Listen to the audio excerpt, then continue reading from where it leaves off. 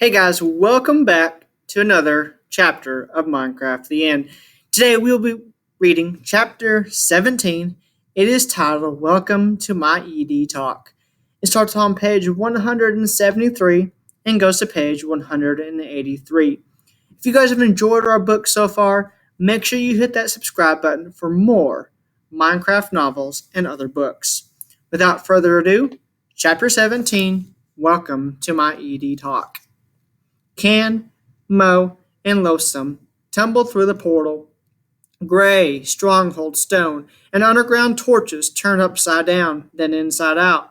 They landed stomach first, sprawled across the outcropping of sandy stone on the underside of the Ender Dragon's island. Mo was still soaking wet. Can inched away from her, just to be safe. They could hear the vibrating roars of the great black lizard far above. The earth shook every time it bellowed fire into the dark. Even if they couldn't see it, they could feel it.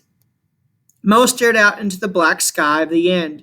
She felt the rock under her fingers. She'd been gone only, 8 or 9 hours? Half a day? More? Less? She didn't know. You never needed to tell time in the end. She didn't know what a proper hour was supposed to feel like. But it didn't matter how much time it was. It felt like 100 years plus eternity. Nothing looked the same. Not after she'd seen the sun. Nothing could ever look the same. The end seemed so small now. It looked back at her like a stranger. Can grimaced as he pictured the portal they just used. The 12 dead, hard eyes of Ender that were stuck onto each block of the frame gleamed grayish green. Mo felt ill just looking at them.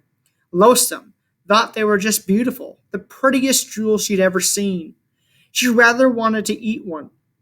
Loathsome looked at Mo for permission. She was so hungry. She was always just so hungry. Mo nodded. The zombie horse squealed in delight and snapped at the eyes as they stepped through the portal. She chomped as fast as she could, chomping while falling, popping them like bubbles, slurping, crunching, munching, relishing. The eyes crunched like candy between her sharp yellow teeth. Without those eyes, Mo figured Jax wouldn't be able to come through the portal. He'd have to hunt down yet another stronghold before he could track them down. As the trio regrouped safely back in the end, that thought at least was comforting. Mama, Loathsome hummed with satisfaction as she slurped up a bloodshot mess of eyeballs off her blistered lip like spaghetti. Veins. Yummy, Mo said as she fought to keep from throwing up. She couldn't remember ever having a mother, but she felt it was generally important for parents not to shame their children for their taste. The baby was eating. That was the important thing. Can shuddered. He patted the horse, carefully, gingerly. Those teeth meant business. Losa went stiff. No one but Mo had ever patted her whole 16 hours of life. The undead pony froze mid-snack, but Can's hand was cold and hard and heavy. To a zombie, that feels very nice indeed. People were not Mo. People who were not Mo were obviously bad and wrong, and the horse knew. But at least one of them was acceptable, barely. He wasn't that bad, Mo thought. Who? Jax. I think really he's just a kid like us. He likes to hit things and take things and do what he liked without anyone bothering him. Jax. He likes to kill things, Can corrected her. He wants to kill the Ender Dragon. I know that's bad.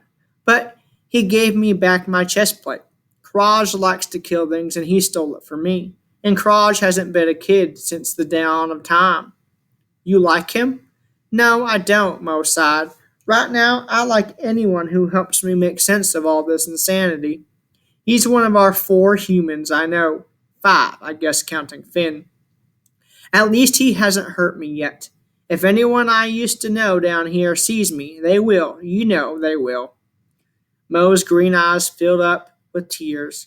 She remembered Lop's face, twisted up and furious and cruel. Lop, who once asked her if she needed a husband. She didn't want to see anyone else look at her like that. Not ever. Mo needed a husband now, but she'd never say so. Ken put his arms around his friends. The pearl where his heart should have been pulsed fast, the way any human boy's heart should have. I have an idea, he thought. Is it to give up and hide forever with me and my horse? No, Mo. Someone, somewhere knows the truth about us. About what happened to you and Finn and about why I am the way I am. There is not anything in the universe that somebody does not know. Now, let us say it all out. What do we know? Not much, I admit. Me and Finn are human beings. Therefore, you came from the overworld. Sure, that's logical enough. Endermen come from the end. Rain comes from the sky. Humans come from the overworld. Ah, therefore, we had to come down to the end at some point, with the pumpkins on, through a portal. Jack says that's the only way for a human to travel between the overworld and the end. Right. And it had to be some time ago because you and Finn and I have all these memories of growing up together. And your pumpkins were not exactly fresh. Mo picked at her fingernails. How strange it was to have fingernails in the first place. We also know that you aren't like other Endermen, she thought. You have green eyes. You can play music. And when you're by yourself, you don't go half-wit, berserker, or dangery on everything. But you aren't wearing a pumpkin and you're not human. Can sighed. I think your mystery is easier. I wish it were not, believe me. I never thought that more than anything in the world. Someday I would wish I were a human being with a pumpkin on his head. But here we are. At least we have somewhere to start with yours. I am just a freak, a green boy. Ken, don't say that. It is true. Mo touched his cheek. His skin felt like wet ink, even though it was dry. If you're a green boy, I'm a green girl, she thought. Our eyes are exactly the same. If you're a freak, I'm a freak. Freak club. Population 2. They were almost close enough to kiss. You mean 3, Ken thought bashfully. Finn 2. Yeah, thought Mo, a little embarrassed for the first time. She saw an advantage in not having telepathy. 3? Sure. Finn 2. Ken's pearl thundered in his chest. Why had he brought Finn into it? What a fool he was. The moment had passed. The thing about telepathy was that you couldn't hide your feelings from anyone, especially not from the girl you know in all your life. He tried to hide how much her words meant to him, but she knew anyway. With telepathy, you couldn't put on a tough face. You could only change the subject. So he did. So if you came to the end at some point, someone must have seen it. Everyone knew when Jack's portal was about to open. They knew right away. So if you came through a portal, somebody knew then too. Mo caught on to where Ken was headed with this. So who's old enough to remember two humans coming through a portal years ago? Kraj, obviously. For once, I doubt he will want to regale us with tales of the past. Right now, he is not even Kraj anymore. He is Commander Kraj. The commander makes all the difference. One look at you and he will command you out of existence. And for me helping you. An ear-splitting shriek broke through the air far above them. Mo's thoughts lit up. E.D. The Ender Dragon. There is nothing in the end older than E.D. There is nothing in the end meaner than E.D. It's not going to tell us what color my shoes are. Huh? I have shoes. I'm wearing shoes. Did you see my shoes? I saw your shoes, Ken thought. They are awful. I thought you said E.D. showed you where to find Lonesome Egg. Yeah, because the meanest people are the ones who are occasionally nice. You can never totally hate them, since they really were kind. So kind to you that one time a million years ago.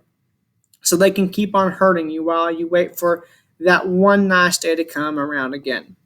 Also, it probably hoped she would eat me.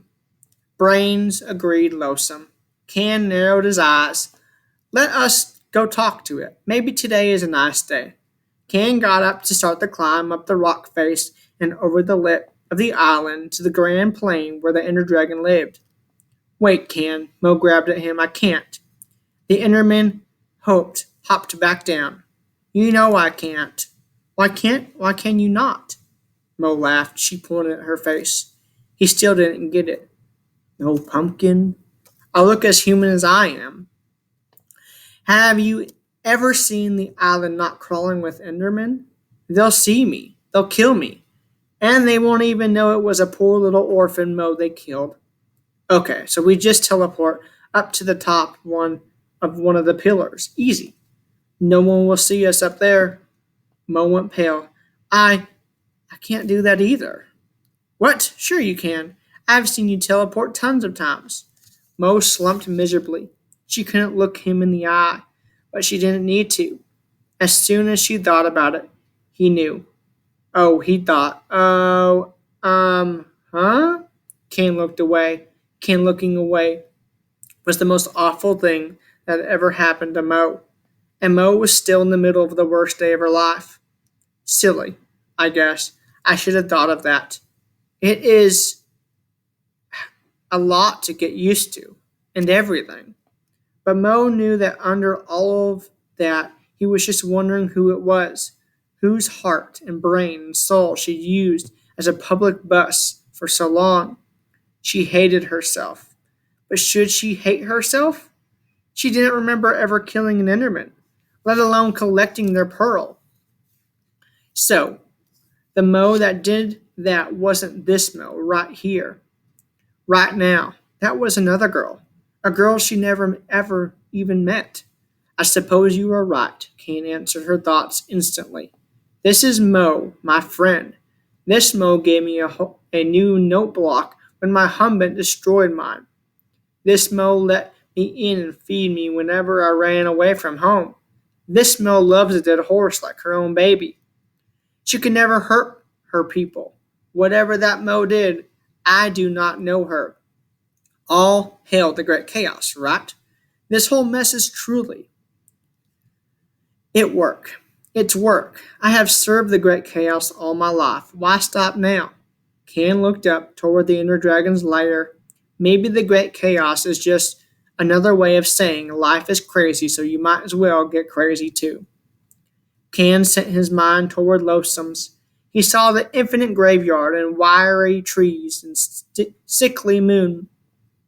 He saw the gravestones of Loathsome's first memories, and now there were new ones. One said, yummy eyeballs. One said, double melon. One said, Mama's friend. Stay here, and we will come back for you. Can thought to the graveyard. Do not go anywhere till we get back.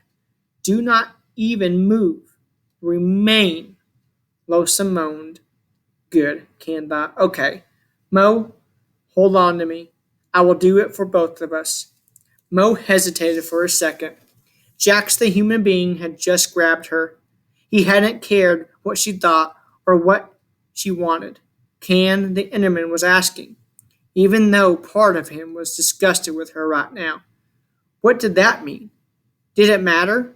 She took a deep breath and stepped into the Enderman's arms. And quicker than she could let the breath out, they were standing on top of a towering obsidian pillar. A crystal flame crackled beside them in a silver cage, and far off on the other side of the island, the inner dragon flapped its enormous black and purple wings in the night, soaring toward them.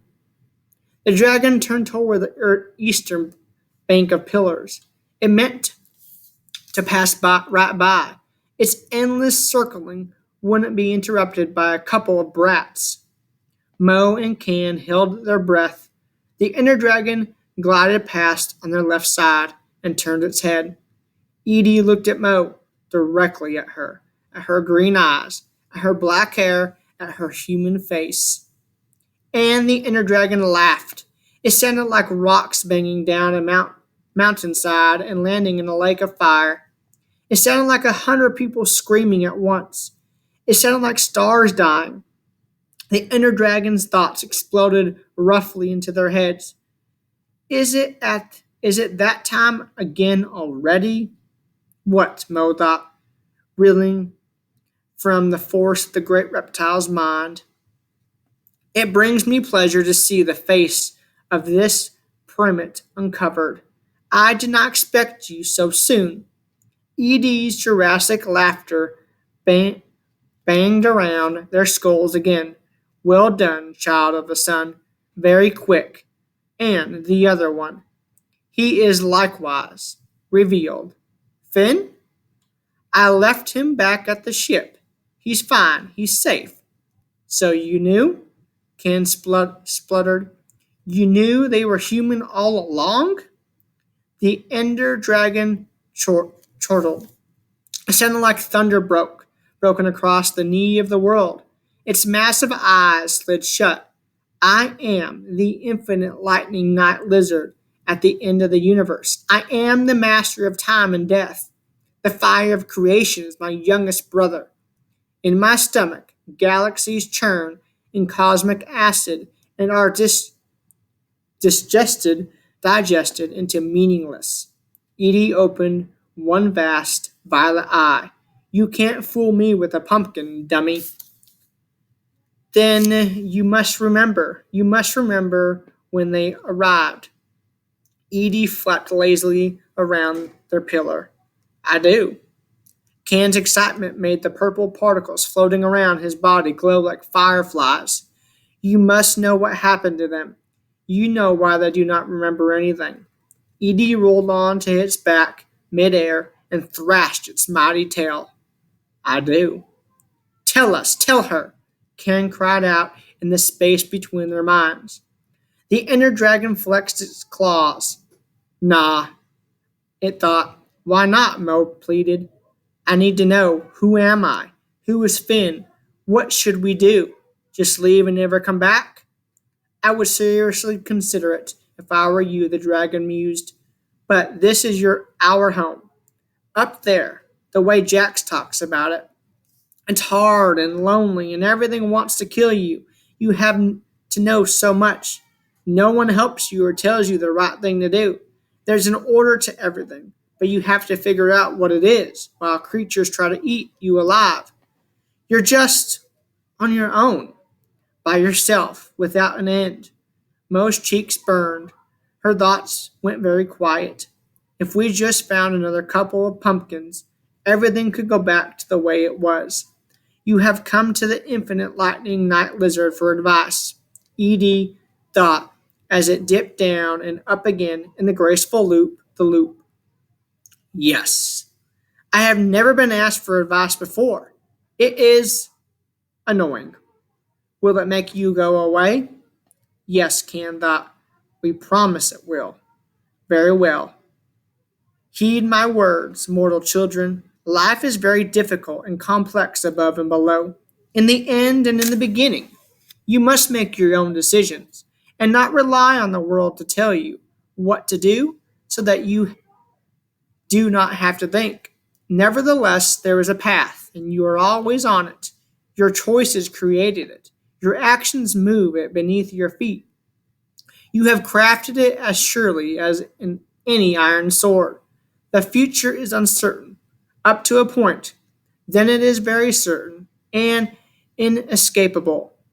You are nearing that point now, and ultimately, the easiest, most correct, and wisest choice is to let me eat you. Mo threw up her hands. Oh, fine. If that's all your help you're going to be. Edie shrugged its scaly shoulders. You wanted my advice. I am selfish, as the universe is selfish and hungry. The inner dragon turned and flew straight at them. Then it stopped. and hovered, not flying, simply existing without gravity. I have known you a long time, Ultimo. It's really best if you let me eat you. The dragon pouted. You never let me eat you. You're no fun at all. Can's mouth hung open in his sleek black face. Ultimo? Who is Ultimo?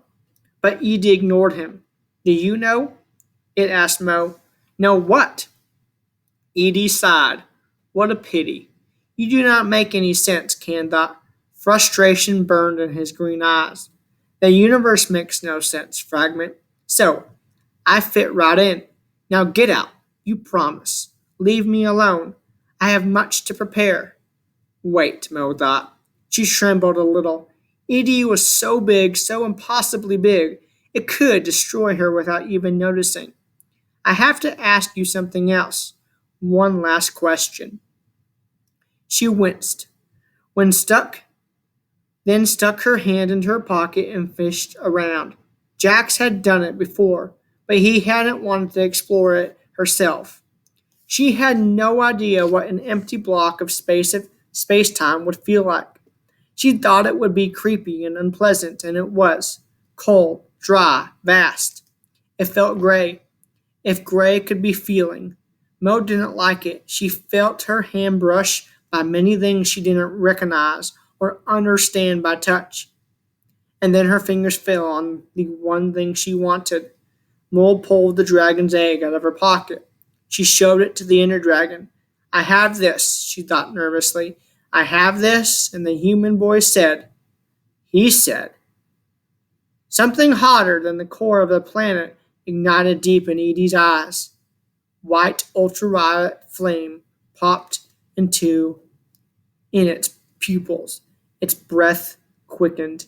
The big, shiny, black and purple egg was reflected in the dragon's eyes. Edie, Mo thought. She didn't know how it could be possible, but she had to ask, Did I kill you? With a scream of purged rage, the inner dragon reared back and vomited a thick, boiling stream of white-purple lava fire toward their pathetic little pillar. Just before the flame reached them, Can and Mo blinked out of existence. The pillar erupted in a tornado of violet fire. It burned for a long time after they'd gone. That wraps up chapter 17. I hope you guys enjoyed and stay tuned for chapter 18, which is titled Telos. Hit that like button, and I will see you guys next time.